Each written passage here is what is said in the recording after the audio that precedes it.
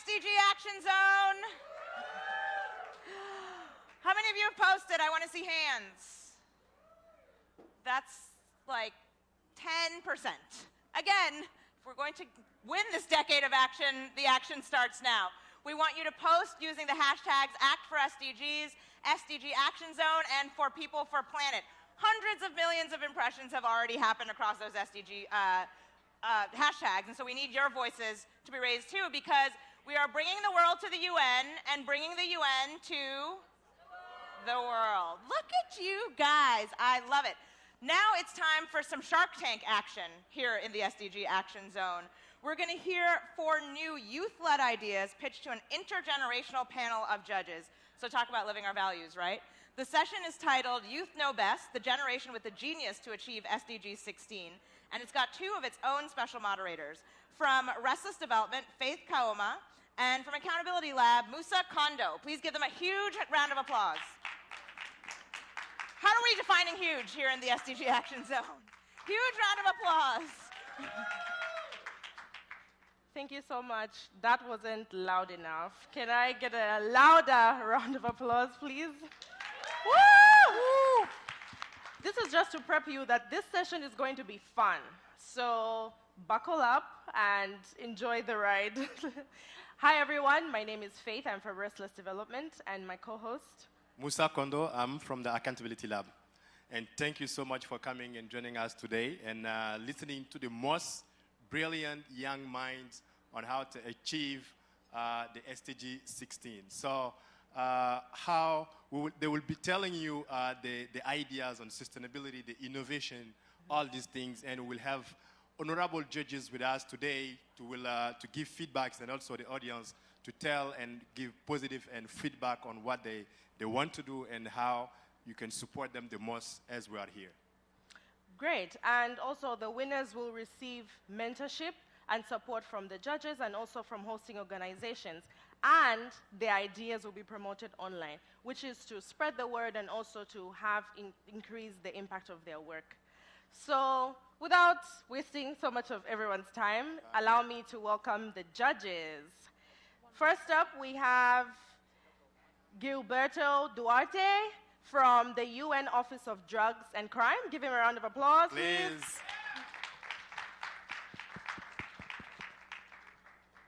Next up, we have Ala Morabit, SDG advocate. Give her a huge round of applause. Woo!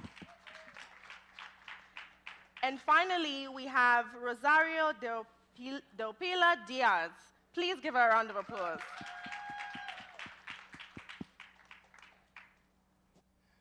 And right now, just before our judges have places, we need your support today, our brilliant minds as they will be pitching the ideas. So we need feedback from as well our judges and also from you, the audience. So thank you so much for being with us today.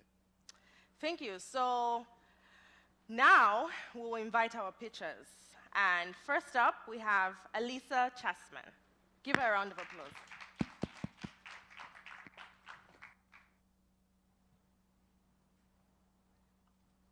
Hello, how's it going? We're going to have some fun, aren't we? All right, so I'm going to tell you guys a little something, and it's a safe space here, right? So I think of the UN a lot like a big family wedding, and here's why. So I recently started planning my wedding.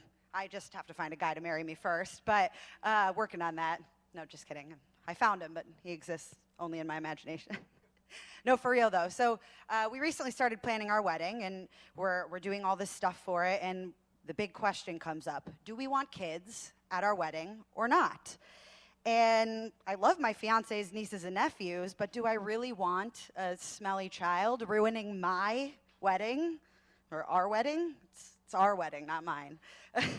And so we decided that they're allowed to come, and so then my mom and dad are adding more children, and my dad's cousins, friends, brothers, kids, and my dog's kids, and everyone's kids are coming to the wedding now, and we got to figure out where to put them. We want them there, but we want them a little bit out of sight and out of mind. So the solution, the kids' table. And everyone knows the kids' table, and everyone's been at that kids' table at some point in their lives.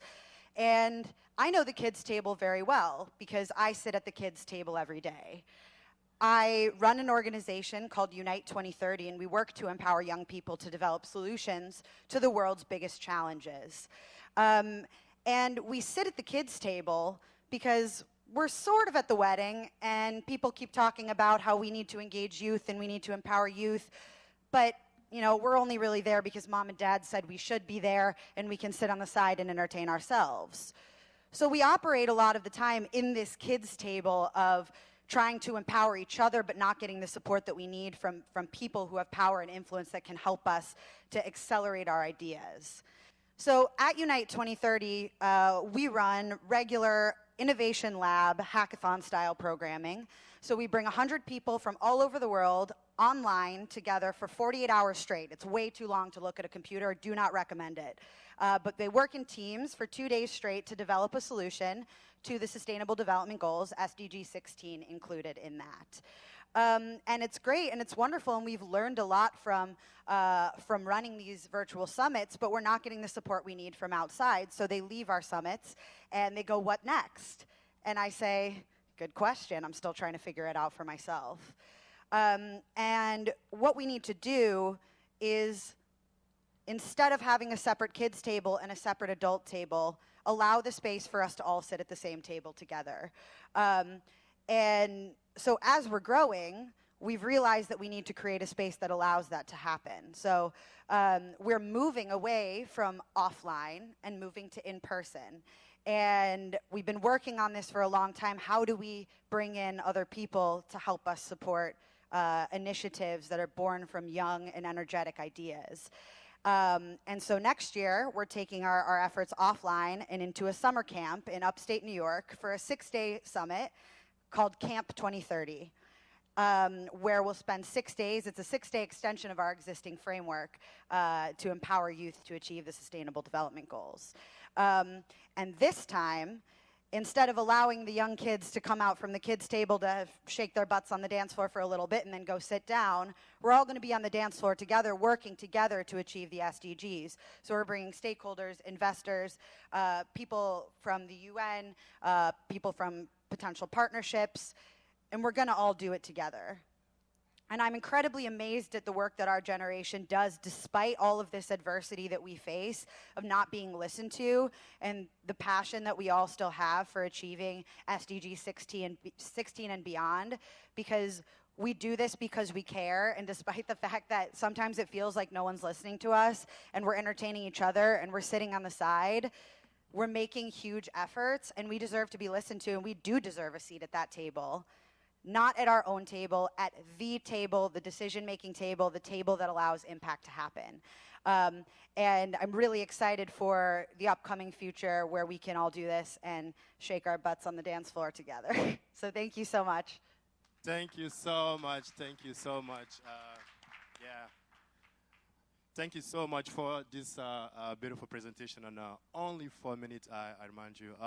Now I want to turn to our honorable judges to give us your feedback on this presentation, on the presentation, the innovation and the sustainability. So you will be called to give your point of view, and also turn to you, our guests, to one person to give the feedback on what you've heard just right now. Thank you so much. I will just start here. So yeah, thanks. Hi, can you all hear me? Elise, I think that that was great. I really think that participation and enhancing participation is the way to go to achieve the 2030 agenda. And working specifically with SDG16, and it's also one of the targets under SDG16. So I really congratulate you for that. That being said, I just had hoped that it would be more specifically focused on SDG 16, but that's just on a side note. So congratulations.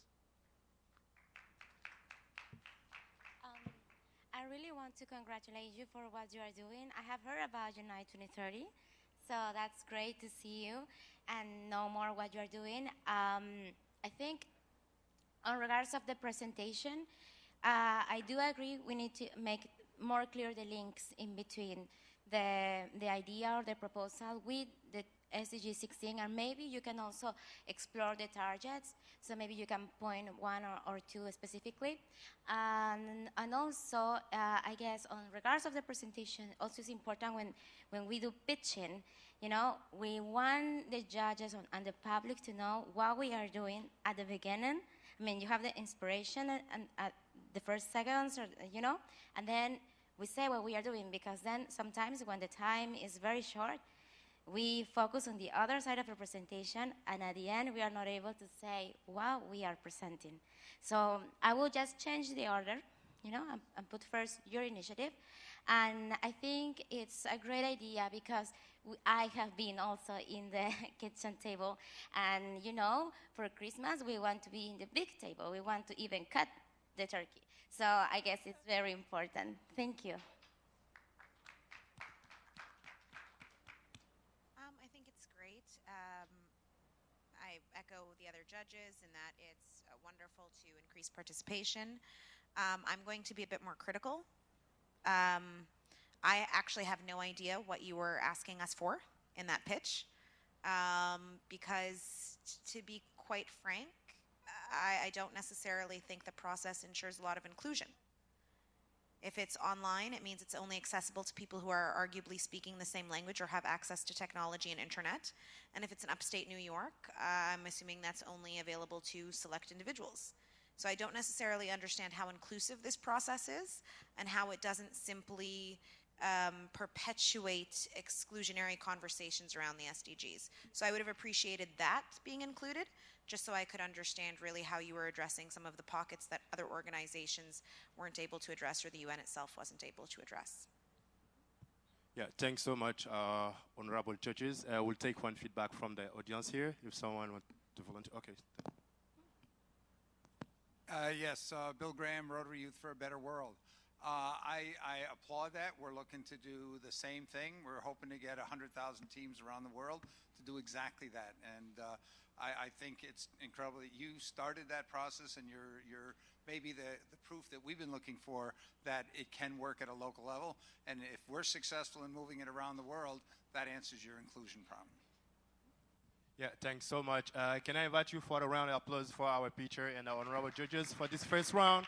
I invite my colleague Faith to introduce our second pitcher, so you can hear from also. Thanks. Thanks, Musa. Can someone just help me ask Alisa if she's inviting me to her wedding? Okay, so our next speaker is Abel Coca from Restless Development. Abel. Please.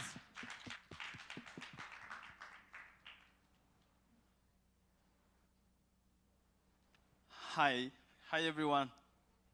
Hi, good afternoon. Yeah, my name is Abel Coca from Restless Development, and I'm working on youth-led accountability on gender equality and family planning project. And I'm here to tell you how we can engage young people to make sure that peace, justice, and strong institution is attained by 2030. We all know that the world peace, it's at the heart of the SDG16. And we cannot attain community development, neither achieve the rest of the SDGs without a peace, justice, and strong institution. And how are we going to do this? We know that young people are forming the majority of the world population. And as stakeholders from different organizations, as decision makers, we should leverage on their potentials to make sure that we invest in unlocking their potentials so they can be ambassadors of peace, they can demand for the strong institution and the inclusion in those institutions. And I have very few ideas. One of it is that we believe that young people are present in our future, and this future need investment. And this investment will be on making sure that young people are included in negotiation for peace agreement. We normally sit at the UN drafting peace agreement, negotiating, but how many young people are involved from the beginning to the end of those peace agreements? We witness some of the conflict in different countries, but how many young people are involved in post-conflict reconstruction. So we want to make sure that different organizations, governments, United Nations, investing much on making sure that young people are on the table when people are negotiating the post-conflict reconstruction. But also, we should organize various capacity building training on peace and conflict prevention in our community to making sure that young people are brought on board to understand what is access to justice, strong institution means, so for them to be ambassadors of peace in the community. But the last point on how we can do this is to make sure that we can, as a Rotary, they normally do this to organize like marathon, which bring young people from different political background, religious background, ethnicities, where they can come together, they can share ideas on how to make the community a better place, how to demand for strong institution, how to demand for access to justice. I think through this way we can be able to timely achieve the SDG16, but also to achieve the rest of the SDGs. For instance, in my project I'm leading now, we bring young people together, we give them knowledge, skills on how to gather information from the community on the level of gender equality and how the government is making steps in the realization of gender equality, but also access to sexual, reproductive, and health and right. And later on, they will meet with decision makers, they will disseminate the data, and then they will hold them into account to commit themselves what they are going to do. And so far, many things has been done, like the government has reestablished the police gender desk in the community, but also they have been able to deploy sexual reproductive health and services in some of the community, like mobile clinic and all stuff.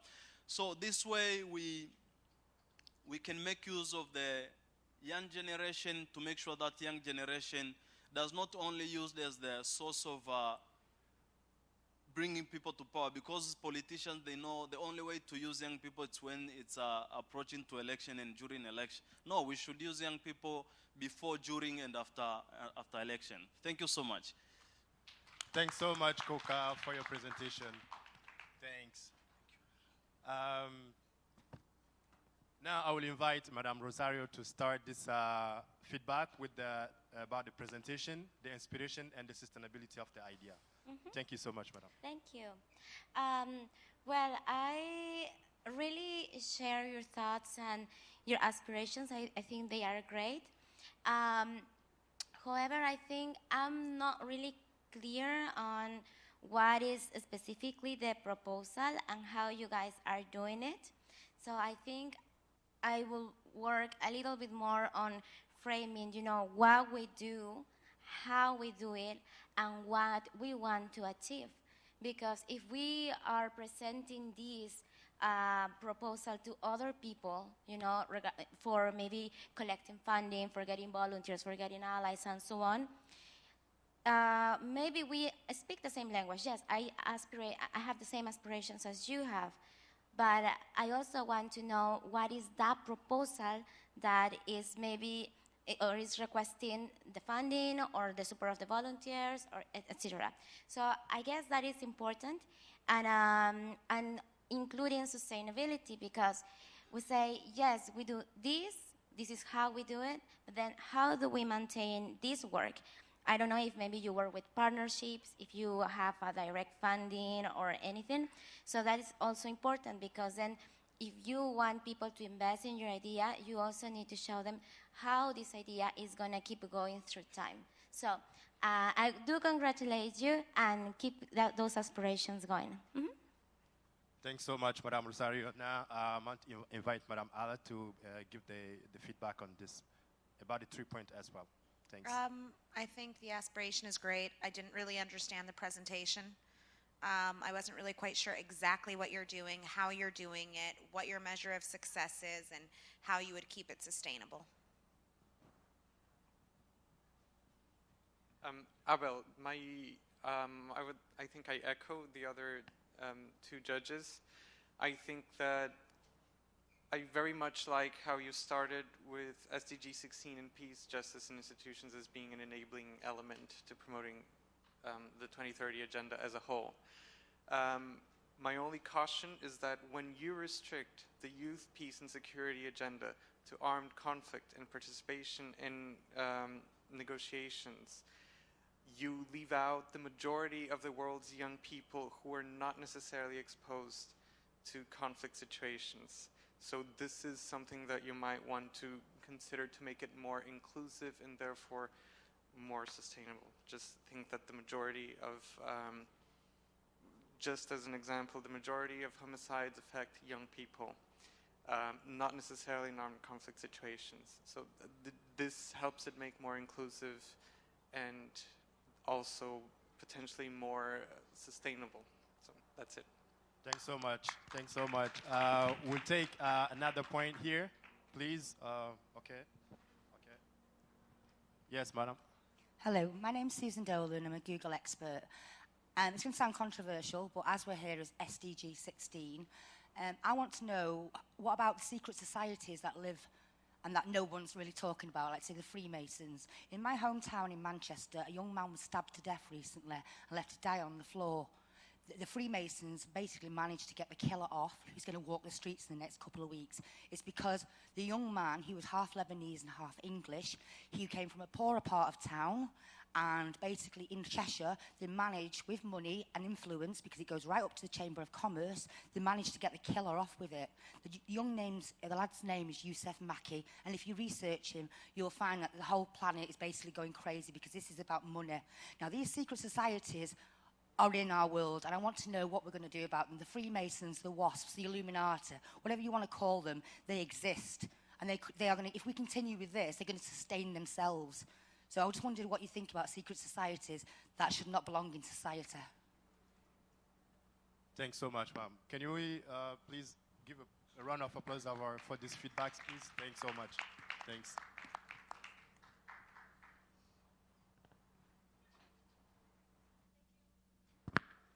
Thank you, Abel, for the presentation. I also just wanted to remind you all to feel free to tweet, hashtag, share with people who are not in this room some of the things that are coming out from these conversations.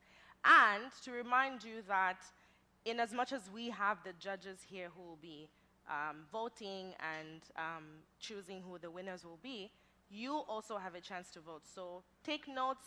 Who are your favorites so far? You know, put a star on their name or something, because when the time for voting comes, we will need you to participate as well. So our next speaker is Mariana Saravia. Give her a round of applause.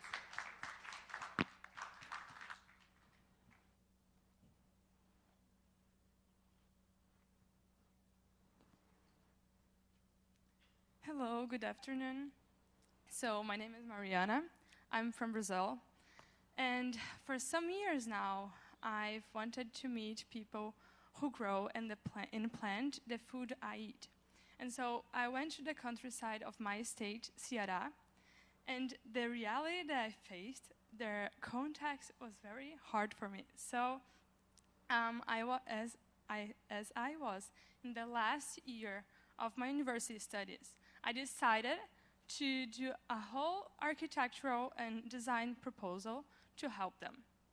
And along with the community, we trying to identify the biggest challenges. And all the challenge they had would go to lack of infrastructure.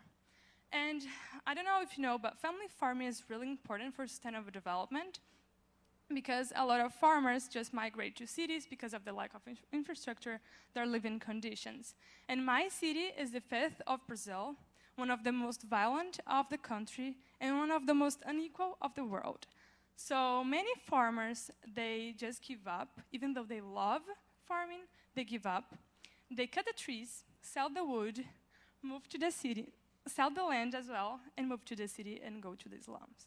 So when we're looking to their environment, we, this is a farming community that grows cashew. So they don't have a place to store the cashew apple because it's perishable, so they only take the cashew nut. And they don't have a clean place to cook the nut, so they cannot sell this. They have to sell to a middleman and the raw cashew.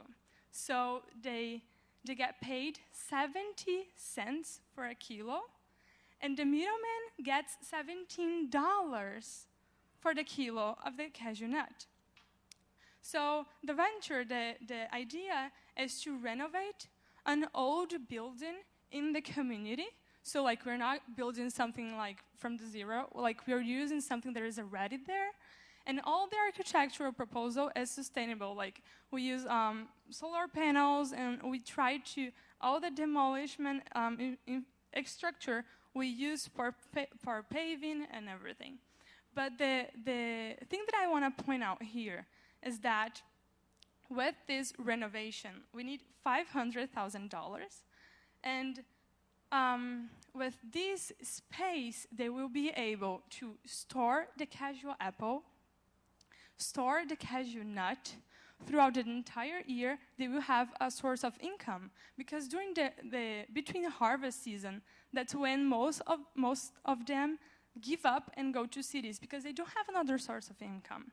So they will be able to store the cashew nut throughout the year, have a source of income, cashew apple. They will be able to make juice, pulp, candies, and jelly. So the women in this community, they're not really respected, and they really like to bake and cook.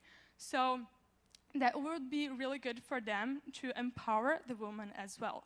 And the other thing that I wanted to point out is that in this community, they have a growing violence because less of community engagement in this space, in this region. They don't have a community center. So this renovation does not only host the production of this, how we call social enterprise. It is a cooperative of Uruana, that's the name, but also a space for the community to interact.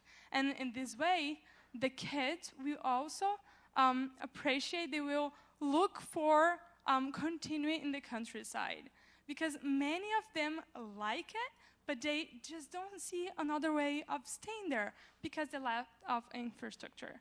So they already have the knowledge. There is already a customer demand in the city for that, not only in my state, nationally and internationally for this nut. And the only thing that we need now is to renovate. And we already have partners with another local farmers in the region. So like they would pack, and like the only thing that needed now is to renovate the building.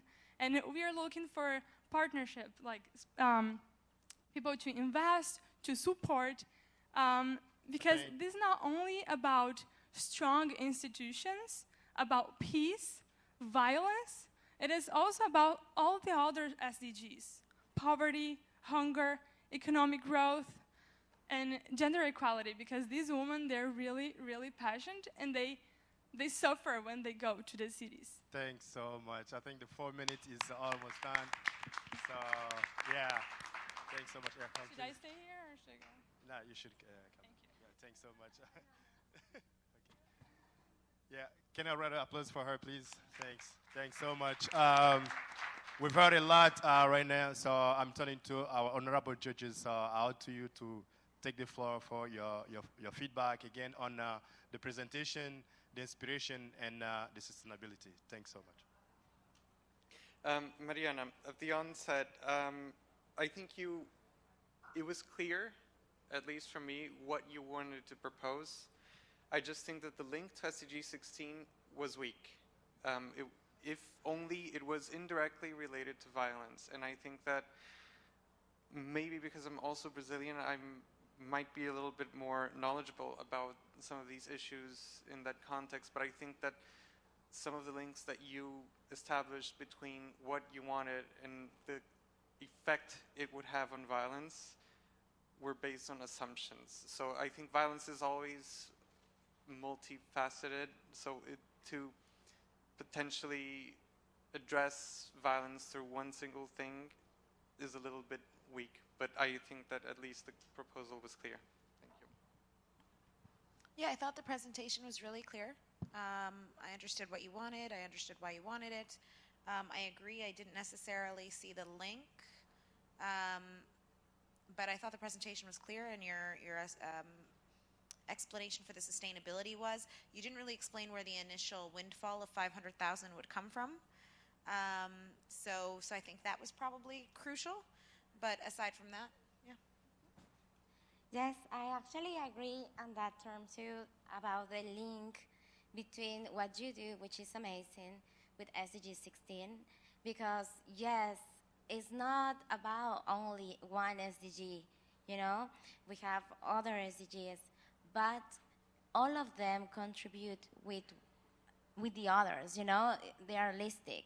So I would really like to see more how you connect whatever you do with industry, with this sustainable production, with these climate change actions, you know, regarding increasing the income of these families and so on, how these all things that are focused maybe in other SDGs are actively contributing with the targets and the goals and the aspirations that the SDG 16, you know, is presenting. And I guess the main focus of the initiative was to see these proposals, that are related to this SDG in specific. So I guess that is something interesting. I do congratulate you for what you do. Coming from, I'm also from South America, coming from the most unequal region in the world. Definitely, we need these kind of initiatives, but we need to start correlating the SDGs.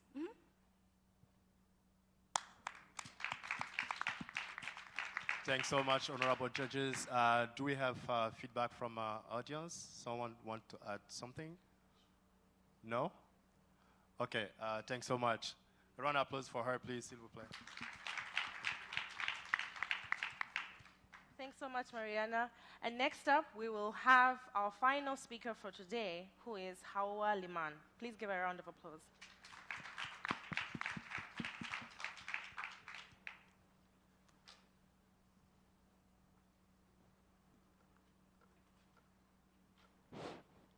Hello, everyone. My name is Hawa Liman, and I'm coming from Nigeria's northern region, Katsina State to be precise. My region, West Africa, and my country, Nigeria precise, is in dire need of peace, justice, and strong institutions. My country, Nigeria, to be precise, northeastern Nigeria, was ravaged by serious conflicts, instability, insecurity, and series of injustices. An example can be drawn from the Boko Haram incidences that took place, and to a large extent, it has been reduced to the barest minimum, but post-conflict solutions, post-conflict peace and stability is yet to be restored, largely due to what? Due to bad governance, due to weak institutions, and due to serious socio-economic injustices, which has further perpetuated what? Gross economic inequalities, complaints, exclusions from the minorities, and at the same time, the issue of acute poverty. So what am I talking about? Working with the largest youth organization in Nigeria, I had the opportunity of meeting young Nigerians from various parts of the country that are mobilized for a one-year service to the nation. A youth from Yobe in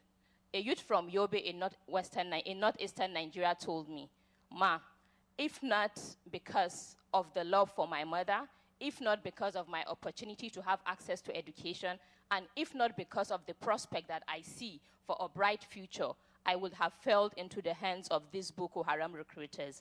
This clearly shows me that tackling issues of peace and injustices cannot be possible without addressing the number one goal, which is the issue of poverty, particularly in northern Nigeria, which is one of the regions with the highest incidences of poverty across the world. So for us to achieve peace, we need to first of all address the issue of poverty.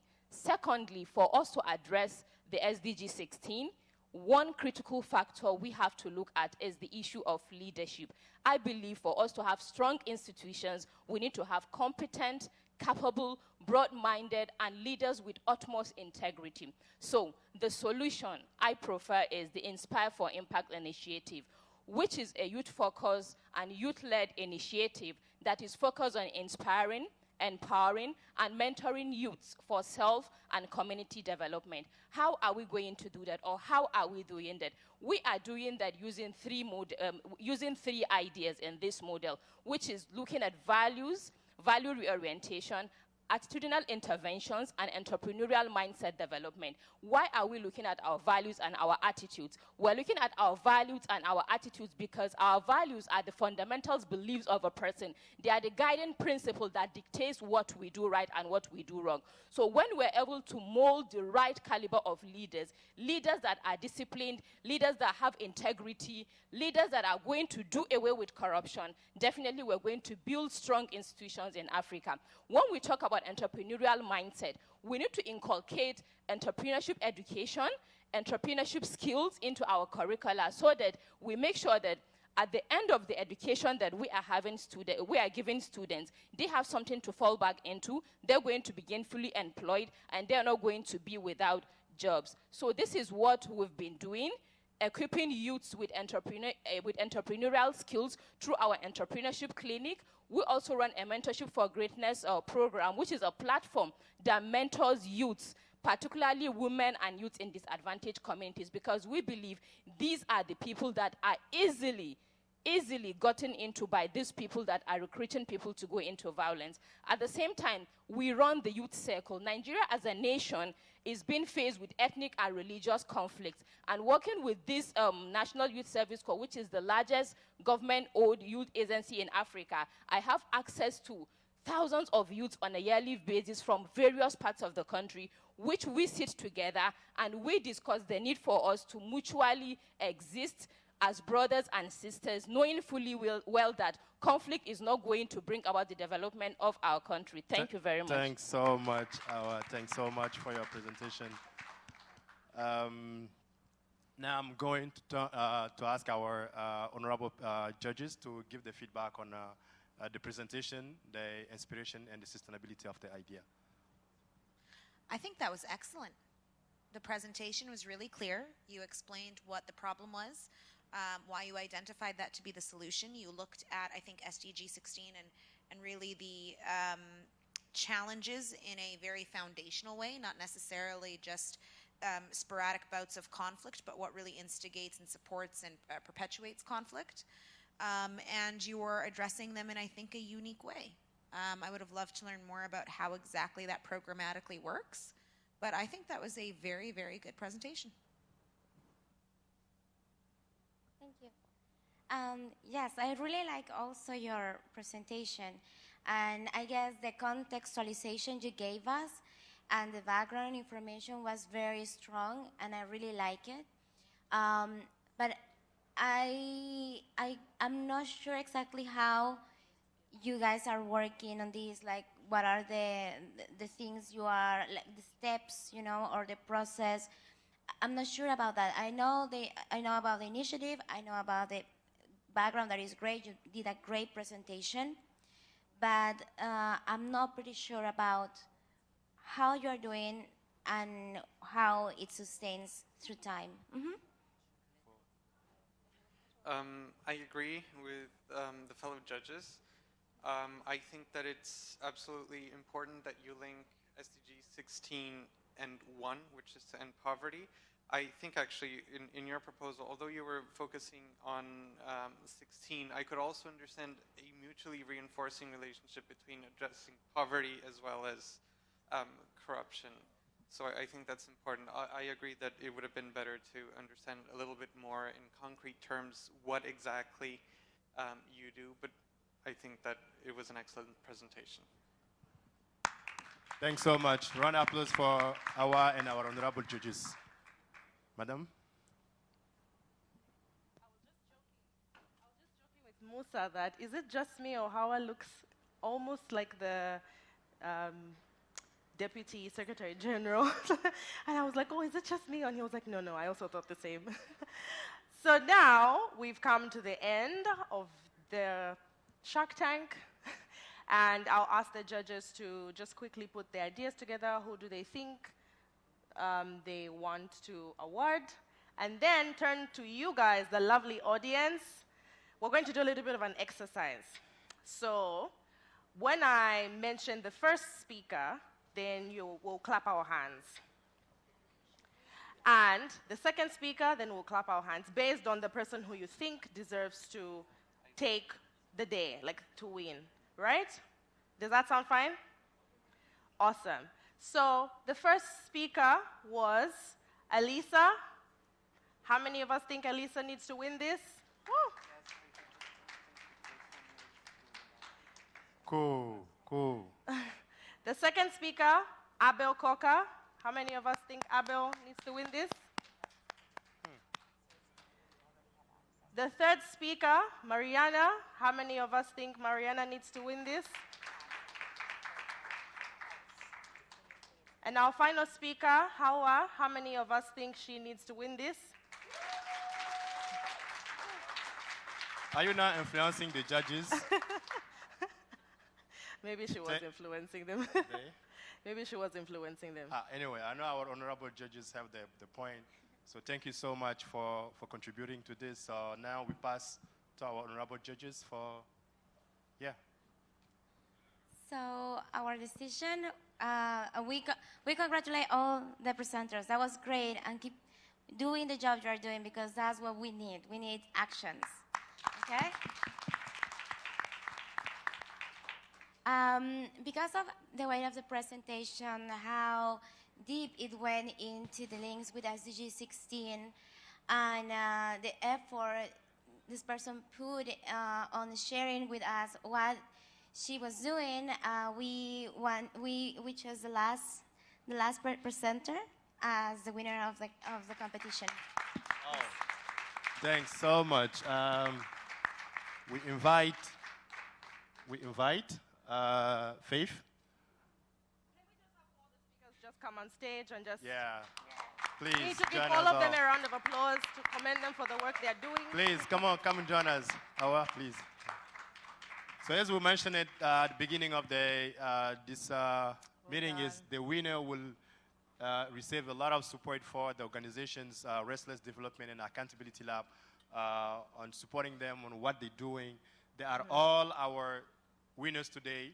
They have brilliant minds on how to achieve the SDGs, and we ask you to applaud them again, please. And thank you so much for contributing.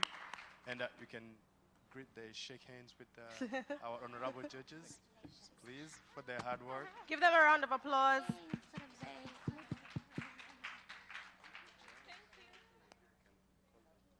Yeah. Thanks so much. So you can all now just leave the stage, guys. Thanks so much. So just to wrap up, just as we are wrapping up, allow me to invite somebody from the audience who's willing to share the winner the want to work. have a picture with you, if you. Oh yeah, picture. Okay. Yeah.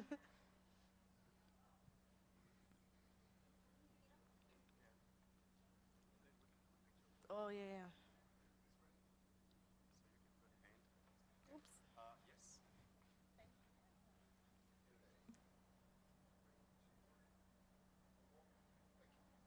Cool. Excellent. Thanks so much. Thank you so much. Congratulations, Awa. And keep going, make things happen in Nigeria. So just as we close off, allow me to invite somebody to come to the stage to share the work that he's doing on SDG16. Give him a round of applause.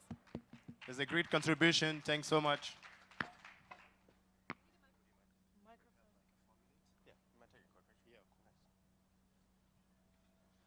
Hi all, thanks for having me. My name is Max Eisendrath. I'm with Red Flag Artificial Intelligence out in San Francisco. And I just wanted to share with you briefly, after those great presentations, our work related to SDG16 and hopefully look for some partnerships and interest in this room.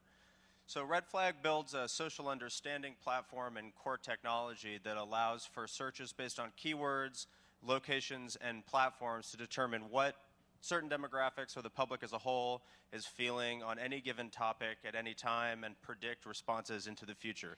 As you might imagine, this has many applications. We're trying to focus on the good ones.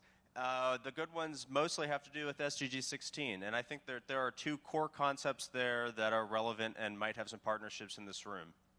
One are some overview notification tools that we've already explored with partners like the Human Rights Center at UC Berkeley and others. And that primarily has to do with tracking conversations such as refugee movements, conflict zones where Twitter and other social media or particular news outlets are used to communicate between groups. And we can provide a notification system that will allow for interested parties to be aware and on top of all of the necessary analytics regarding those conversations. So that's column one. We're interested in partners who participate with those sort of data analytics tools or might have some interesting use cases to work with. And the second column has more to do with the justice and strong institutions aspect of SDG16, which is determining bots, propaganda material that might be pushed in certain regions of the world at certain times on social and mass media. Part of Red Flag's platform is determining automated and fake content and notifying users of it so that we can have more of a clear picture, what is accurate, what is not, what are people actually feeling and saying, and what do they need to be more aware of. So I'll be in the room. I have demonstration of our platform with me. I'd love to talk to anybody who's interested to learn more. Thank you.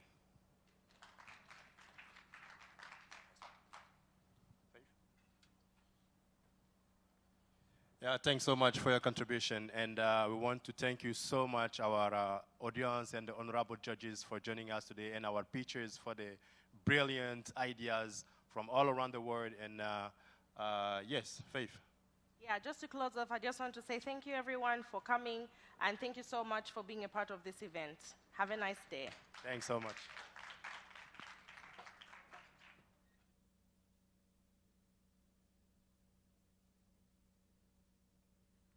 Thank you so much to Faith and Musa, our whole panel, and our judges, and our pitchers especially. Let's give them a huge round of applause. And the youth are extra awesome because they finished early. So you get a few minutes to breathe, and we'll be back here a little before 3. So we'll see you back at 2:55, please.